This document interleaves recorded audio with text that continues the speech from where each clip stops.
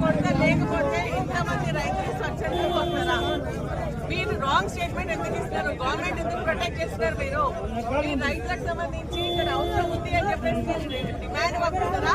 రైతులకు అసలు సంబంధమే లేదు, రైతులకు యూరియా కొరతనే లేదని ఎట్లా ఇస్తారు స్టేట్మెంట్? మీరు ఇంతమంది మేము పిలిచినవా? ఇప్పుడు నేను కూడా రాంగ్ రూట్ లో వచ్చేసి ఇక్కడ ఏమైతుందని చెప్పేసి పిలిచిన పరిస్థితి వస్తుంది. వీళ్ళు ఉల్టా నన్ను అంటున్నారు.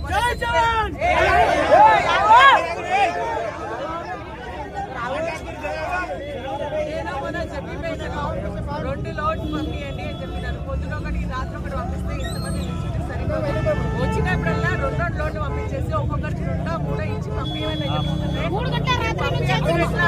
ఈ రోజు ఇంతమంది ఎందుకు వచ్చిండ్రు? సీజన్ దాటిపోయినాక వేసుకుంటే యూరియా లాభం ఉందా చెప్పండి?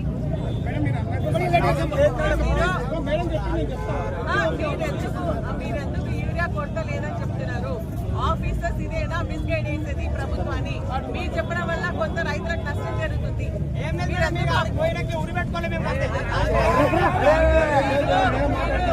మీరేంటంటే గవర్నమెంట్ కానీ ఆఫీసర్స్ కానీ మీకు హయ్యర్ అఫీషియల్స్ కి చెప్పాలా? ఏంటి ఇక్కడ యూరియా షార్టేజ్ ఉంది, ఇంతమంది రైతులు ఉన్నారు, ఇన్ని లోడ్లు అవసరం ఉందని చెప్పాలి తప్ప యూరియా కొరత